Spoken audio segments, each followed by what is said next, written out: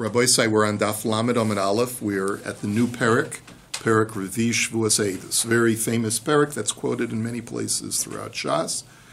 We learned the Mishnah yesterday that basically tells us what Shavuos Eidus is. What is it? It's where a person is invoked. Someone comes over to him and says, I know you know testimony that can help me in my court case. And he denies it. He's brought to swear. We saw a machlokus in the Mishnah. According to Rabbi Meir, that Shavua can be invoked even outside of Beis Din. But according to the Chachamim, it can only be invoked to make him liable for this special carbon of Shavuos Eidus if it's imposed upon him in Beis Din. And therefore, if he swears falsely, and then he confesses that he swore falsely, the Torah places a Shavua upon him. The subject matter of today is, at least our starting subject matter is, that we had said, whereas by other Shavuos that are not court-related, anyone can take that Shavua, whether they're a man or a woman, whether they're kosher le'edus or pasal le'edus. When it comes to Shavuos Eidus, the only people who can have that Shavua imposed upon them are people who can testify in court.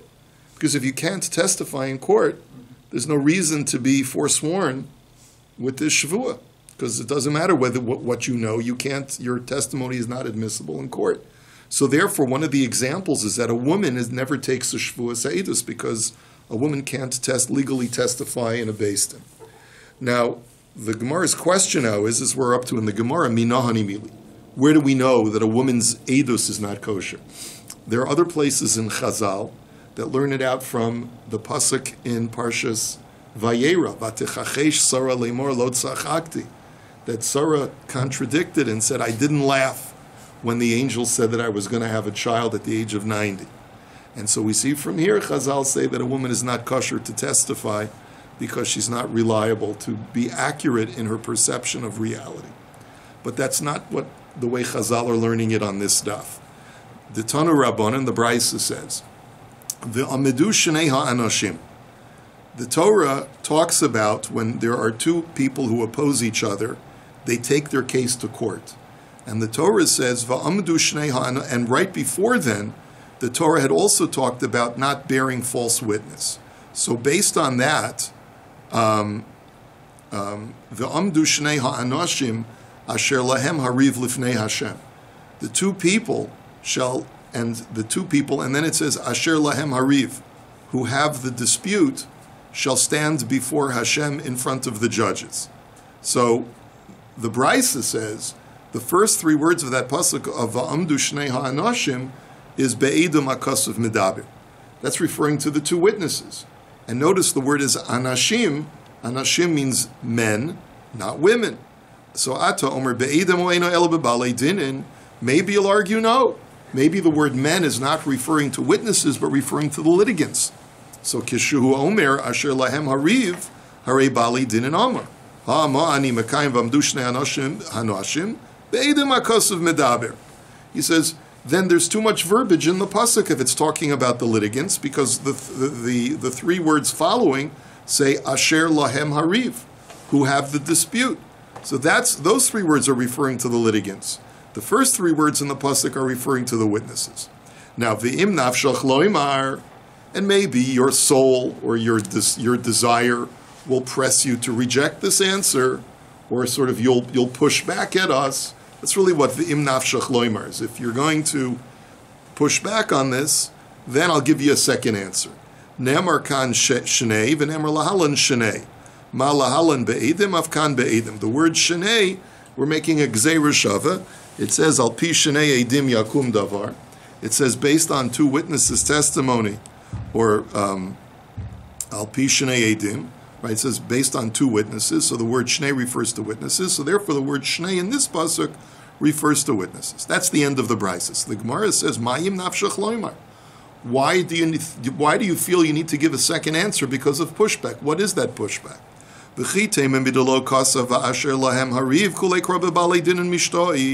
Nemar kan shnei v'nemar lahalan shnei. Lahalan be'edim afkan be'edim. Because you could have said, what do you mean? the first three words are referring to witnesses and the second three words are referring to the litigants. If that were so, then it should have said, Va'amdu shnei ha'anoshim va asher lahem hariv. The two people shall stand and those who have the dispute. But that's not what the pasuk. There is no letter vav to divide the first three words from the second three words. So maybe all six words are referring to the litigants. The two people who have the dispute shall stand before Hashem. So Tanya Idach. Now let's go to the next mission. Va'amdu shnei ha'anoshim be'edim ha'kasav medaber. Same way the previous brisa started, the words Va'amdu shnei ha'anoshim refers to witnesses, teaching me that they must be male. So Ata Omer be'edim oina ela be'balei dinin. Maybe you'll tell me no, maybe it's referring to the litigants. So Amart v'chi shnayim boim ladim shlosha ein boim ladin. So the argument, the pushback to that is, well, it can't be talking about litigants because since when are there only two litigants? Many times there could be multiple parties. There could be a class action suit, right? Who knows how many litigants are involved in a case? So why does the Torah limit it only to two? It's because two is the minimum that you need in order for there to be a kosher set of witnesses. So that's how I know. Now, v'im nafshach loymar, and if you'll push back on that, I'll give you a second answer. Nemar kan shnei v'nemar lahalan shnei ma lahalan be'edim afkan be'edim. Same second answer, which is the gzeira shava to shnei for edim. So ma'im nafshach lomer. So the Gemara says, why did the brisa feel that there was going to be pushback on the first answer? Because v'chitema b'tovei v'nitva kol mishto ikra nemar kan shnei v'nemar lahalan shnei ma lahalan be'edim afkan be'edim.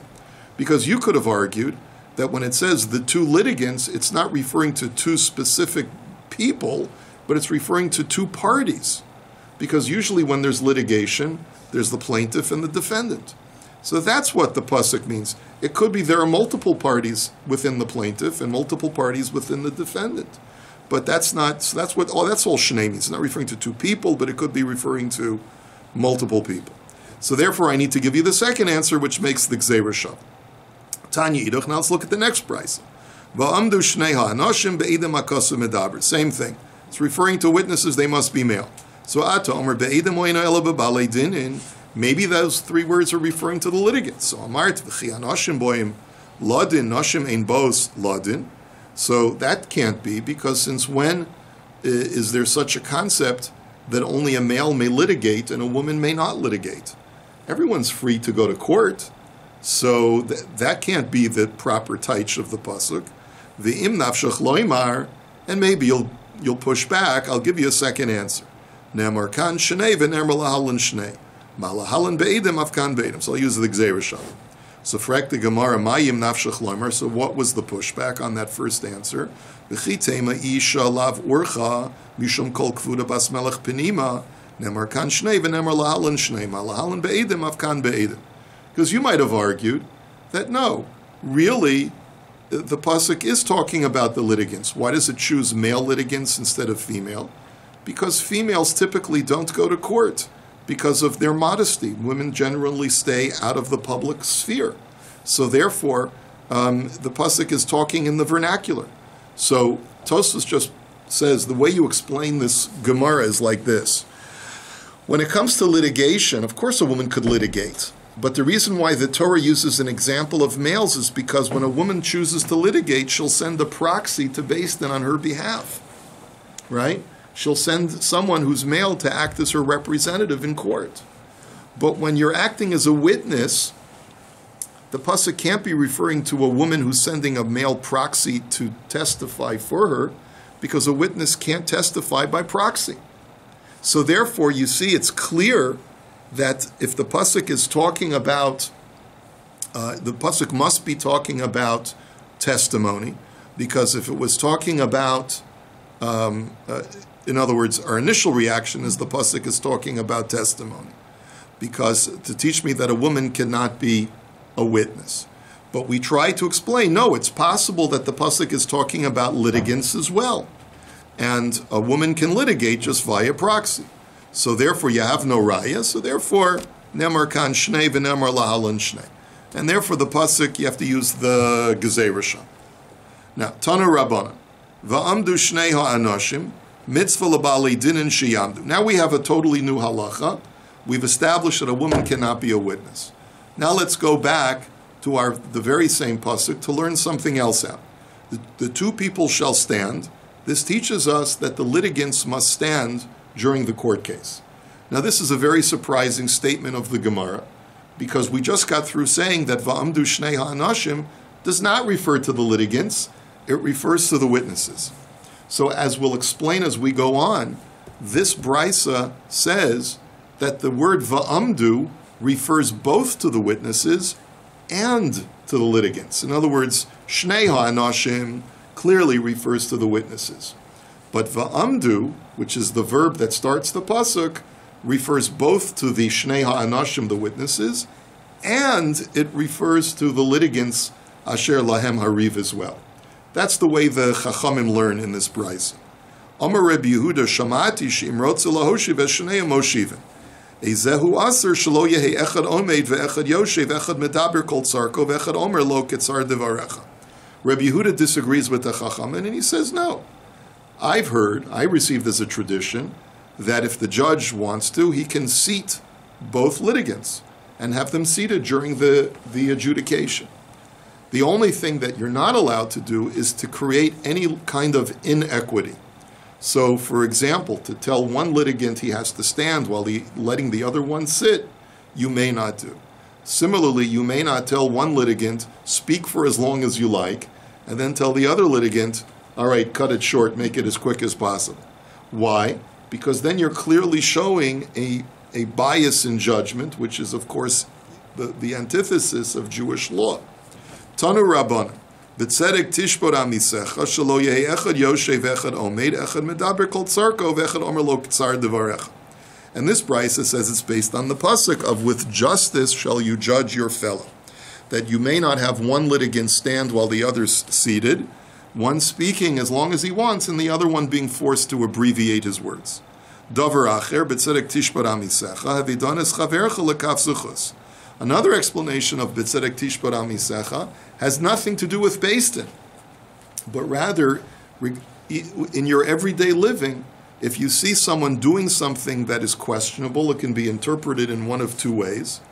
Right? You see a person from a yid walking into a treifa restaurant or something like that, and you can interpret it in one of two ways. You have to be done lekaf zechus that he's not going to do an isser, right? So the Chafetz Chaim in his Sefer Chafetz Chaim has a lengthy chapter just on this one halacha of being done lekaf zechus. It's not such a simple matter; it deserves study. Tani Rav Yosef b'tzedek tishbor amisecha im she'itcha b'torah uv'mitzvos hishtadel laduno yafe yafe. Now, Rav Yosef tells us something that sounds almost like the opposite of what we just studied. But he says the operative word in this pasuk is amisecha, your fellow, which means that when the pasuk is referring to you as a judge, when you are a judge in Beis Din, if one of the litigants is your fellow, meaning that he's also a Talmud Chacham, so you have an obligation, or you have to make every attempt to judge him and give him better judgment, give him preferential treatment. Now that's shocking, right? That's shocking. That's the antithesis of B'tzedek Tishbor Amisecha. What does Rav Yosef mean? Give preferential judgment to one of the litigants because he's a Talmud Chacham. What is that supposed to mean? We'll see in just a second. So the Gemara now gives us a story. Rav Ula berei de Rav Eloi havale dina kamei de Rav Nachman shalach le Rav Yosef Ula chavereinu amis b'torah uv'mitzvos. So there was a fellow named Rav Ula. He was a Talmud Chacham, and he had a din Torah with some other person, and it was going to be heard in front of Rav Nachman's Beis Din. Rav Yosef is a friend of Rav Ula, and he sends a message to Rav Nachman as follows: please be mindful of the fact that the litigant that's coming before you, his name is Rav Ula, is from Unzura. He's one of our guys. He's one of our Bnei Yeshiva. And just therefore be mindful of it. So, Amar Lamai, Shalach li, Lachanufi le. So Rav Nachman is shocked. He says, why is Rav Yosef sending me this message? Is he trying to, in some way, bribe me, so shmeichel me, so that I'll give him preferential treatment in the Din Torah? So no, Amar lemishra b'tigrei, inami l'shuda dedain. So Rav Yosef clarified. He says, no, I'm not telling you this information that you should make a miscarriage in justice, but rather there are two nafkaminas. Number one, Rav Nachman ran a very busy Beis Din, and he could have heard multiple cases. He might have had many cases on his docket for that day. What he was basically telling Rav Nachman, why keep a Talmud Chacham sitting in the waiting room for 5 hours? If he comes in, you should hear his case right away, because you have to give kavod to a Talmud Chacham, right? If only doctors treated Talmidei Chachamim that way, I'd be... Well, anyway, so that would be one ramification. That would be one. So it's not. In other words, don't side with him in the Din Torah, but hear his case first, so that he doesn't have to be waiting. That's one nafkamina. Another nafkamina is in his case itself. There's something called shuda dedaini. What does it mean, shuda dedaini? We find this term many places in Shas. It means it's referring to a situation where I, as the judge, have heard both sides, and I don't have a clear evidentiary picture of whom to side with. So what do I base my judgment upon? I base it on basically assessing the two people that are in front of me. Who is more truthful? Whose story sounds that like it has more veracity? I have to use a smell test. That's what basically Shuda Dedaini is.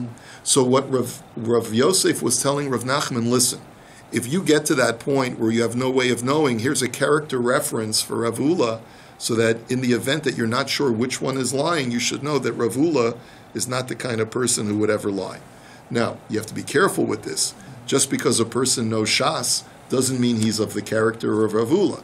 Obviously, Rav Yosef knew that Rav Ula was of the highest character in both not only his Torah knowledge, but also in his Yiras Shamayim and his mitzvah performance. Okay. Omar Ula machlokes beba'alei dinin, aval be'edim divrei hakol ba'amida. So now we go back to what I said before, that the interpretation of Amdu Shnei Ha'anashim, as we said before, clearly refers to the witnesses. So there can only be a machlokes as to whether we apply standing to the litigants. But everyone agrees that standing is required of the witnesses. The witnesses must stand. Dichsiv Amdu Shnei Ha'anashim. That's what the pasuk is referring to. Now, Amar Rav Huna machlokes b'shas masa umatan, aval b'shas gemar din divrei hakol dayanim b'yeshiva uvalei dinin ba'amida. Dichsiv vayeshev Moshe lishpot es ha'am vayamod ha'am. Another statement is that machlokes between the Chachamim and Rebbe Yehuda as to whether the litigants must also stand is only during the collection of the argumentation phase of the court case. But once we're at the final deliberation or the final judgment phase, then everyone agrees that the litigants must stand as the judges are preparing to pronounce judgment, and the judges must be seated. There has to be that seated judge, standing litigant structure in order for the judgment to be finally meted out. And I know that based on Moshe Rabbeinu, it says that in Parshas Yisro that Moshe was seated and everyone stood from him from morning until night to hear their judgment. Lashon acher, machlokes b'shas masa umatan ol b'shas gemar din divrei hakol dayanim b'yeshiva ubali dinin ba'amida daha'edim ki gemar din damuch siv behu v'amdu shnei ha'anashim. And I'll give you, there's another version of this that requires that at the end of the judgment phase, the litigants must be standing and the judges must be seated, not based on the pasuk of Moshe, but rather based on the fact that since the witnesses must stand, and the witnesses sort of, once you take witnesses' testimony, that's almost like you've come to the conclusion. Because once witnesses testify that the halacha should be X, there's no longer any need for the judges to deliberate any further. So since they have to stand and their testimony represents the end of the case, therefore that's an indication that the people standing before the judges have to be standing at that point. So therefore that applies to the litigants as well. Now we learn a story. Divisu de Rav Huna havala dina kamei de Rav Nachman. So Rav Huna's widow, Rav Huna had passed away. His wife was involved in a din Torah.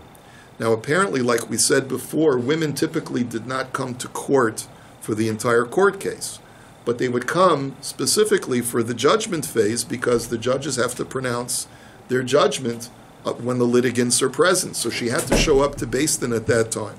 So she shows up in Rav Nachman's Beis Din for the Gemara Din, for the final judgment. So Amar Heichi Navid, I Eko Mikama Mistatman Tana Say the Baldina. So he says, what am I supposed to do? If I stand up as I'm supposed to do for the wife of a Talmud Chacham, so then the other litigant is going to be confounded.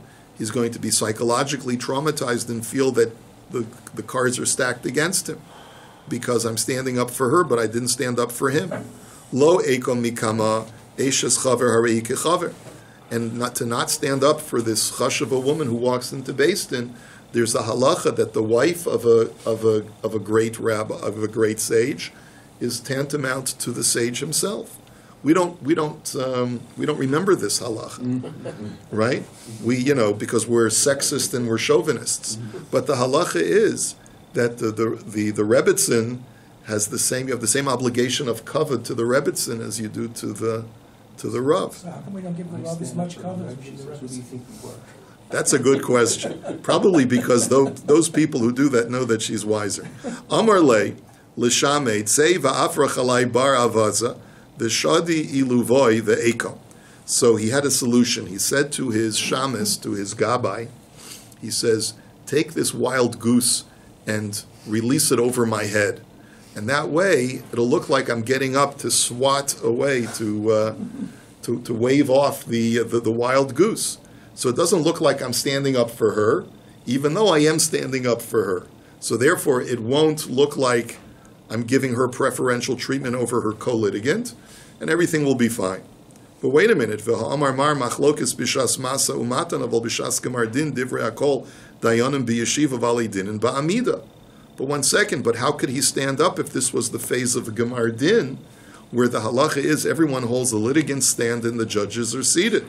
So the Yosef command the Shadi Misane. So the Gemara answers that he didn't fully get up, that he only got up partially out of his seat.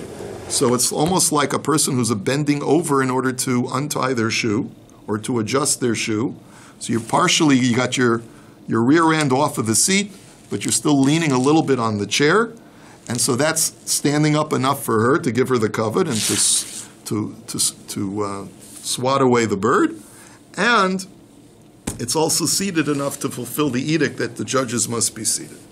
Va'amar ish ploniata zakai, ish ploniata chayv, and at that point he said, so and so you are liable, so and so you are not liable. So Amar Rabba bar Avhuna haid surva mirabanan va'am haaretz deislahu dina ba'adei adadi mosfinan le litzurva mirabanan ula haaretz nami amrinan leitiv v'ikoi leslan ba.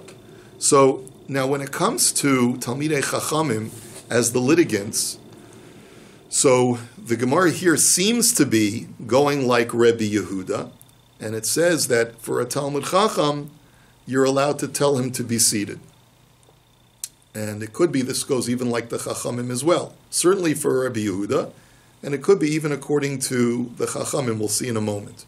So you're allowed to tell the Talmud Chacham to be seated out of respect to him, but in order to not create inequity, you tell the Am Haaretz, sir, you may be, please be seated as well. Now if he chooses to stand, that's his own decision, and therefore we don't push him to sit, but at least we give him the option. Now the Gemara tells us a story. Rav bar Sharvi avaledina kamei de Rav Papa osvei va'osiv nami labaldine. Asa shlicha de veidina batashbei va'okmei la'am haaretz v'lo amar le Rav Papa tiv.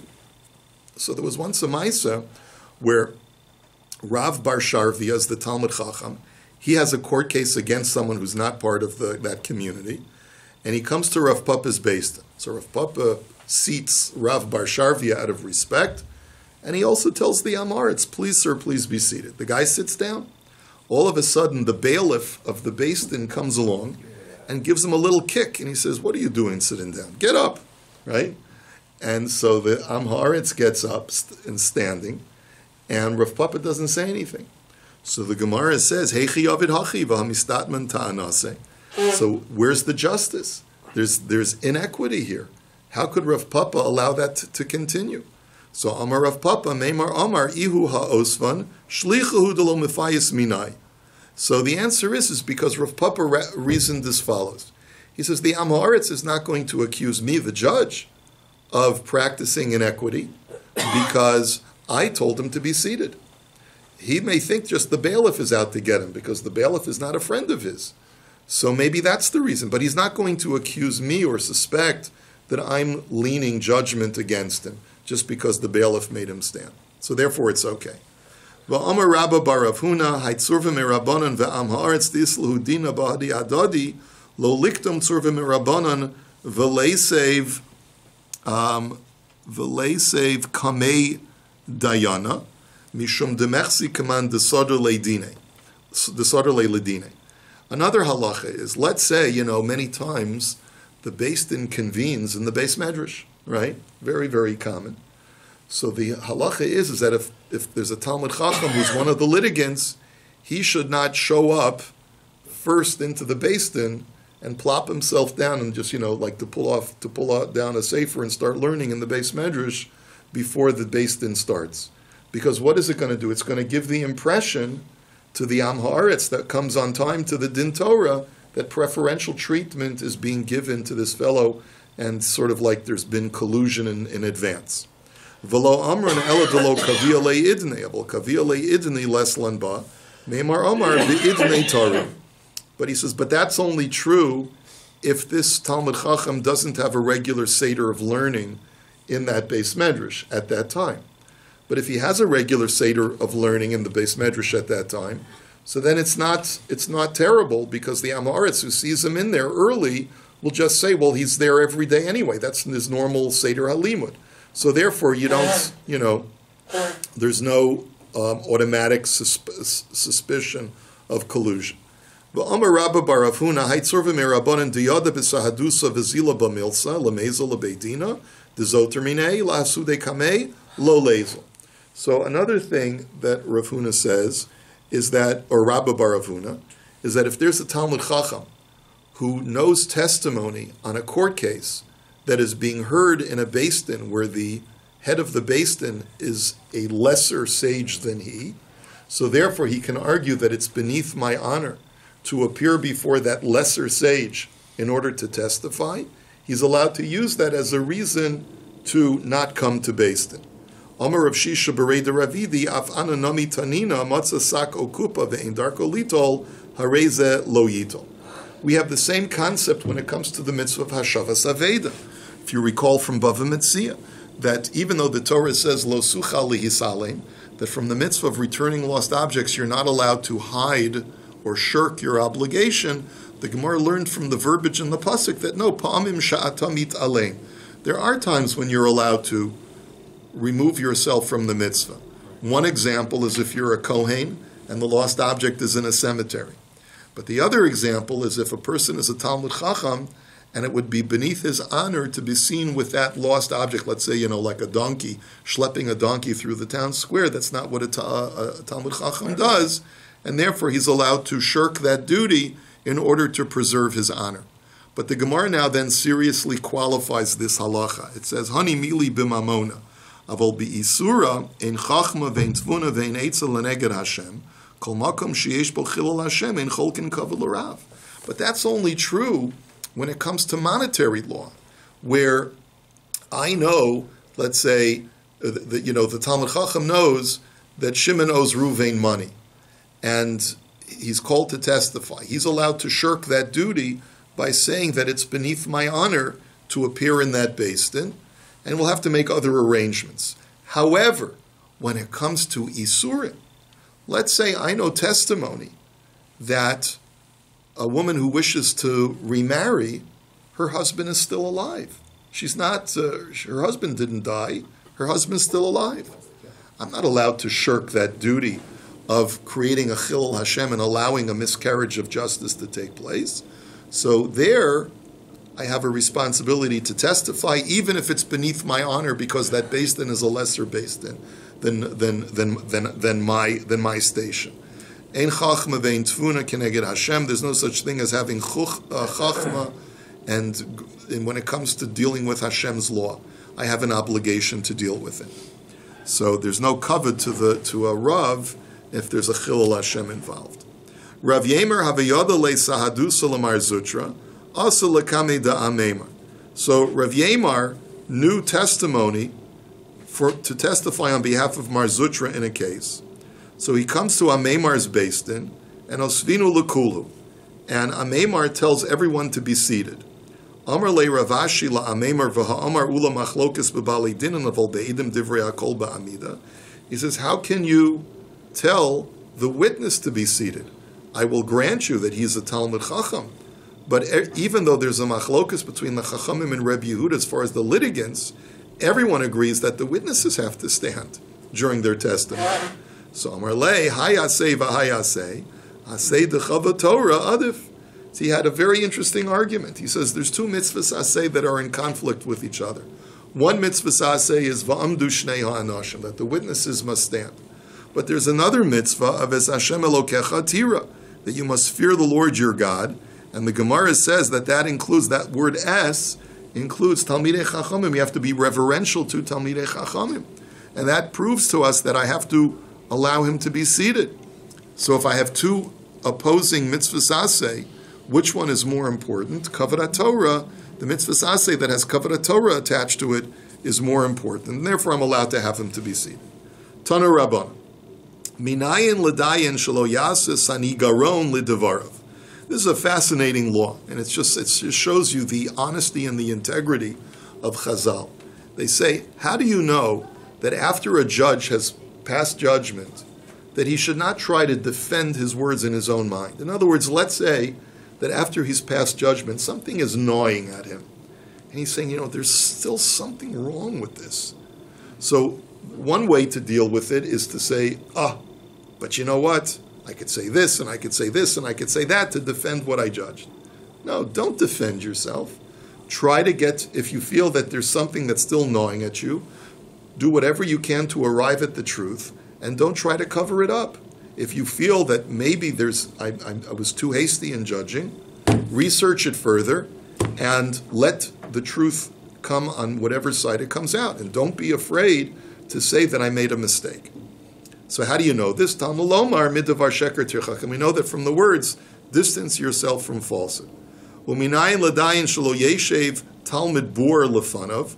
Talmud lomar midavar sheker tirchak. How do we know that a student of Torah who is boorish and is just trying to defend his client should not stand and present arguments to the dayan? From the halacha of midavar sheker tirchak. Now, by the way, this is a very important line. I haven't researched it halachically, but today, there's in Beis Din, you can get something called a toyin. A toyin is someone who's a Talmud Chacham who doesn't have scruples. I'm sorry to say it. I know this is going to be put on a tape, and I'm sorry to say that because I'm sure out there you could probably find one toyin who's an honest person. But the vast majority of toyanim are people who are Talmidei Chachamim and no Shulchan Aruch, but they will do whatever it takes to make sure that their client wins, regardless of what the truth is. What? It's like a lawyer defending his client, but you expect more from a Talmud Chacham. And I don't know on what basis, because I haven't researched it, but it's worthy of research. On what basis do Batei Din today allow Toanim to present cases? Because really, they sometimes will dray the Beis Din a cup, and I've seen this myself. They will dray a cup so much without really trying to arrive at emes. But how do we know that a Beis Din should not allow people to present arguments without motivation for truth, but rather for motivation for something else? The answer is midavar sheker tirchak. Distance yourself from falsehood. Minayin l'dayin sheyodea lachavero shuhu gazlan v'chein eid sheyodea b'chavero shuhu gazlan minayin shelo yitztarif imo. Talmud lomar midavar sheker tirchak. Now, how do you know that a dayan who knows that his fellow judge on the Beis Din is a gazlan? Or an aide who knows that his fellow aide is a gazlan? How do you know that he should not align himself with him? And by the way, there's a very good rationale to align yourself. You say, listen, I know the testimony. What difference does it make to me whether this guy is a rogue or not? I'll be fair if I'm a dayan, and I'll be truthful if I'm a witness. So what difference does it make what his character is? No, the answer is midavar sheker tirchak. If you know that someone who's judging next to you is a rogue, then you should not align yourself with him.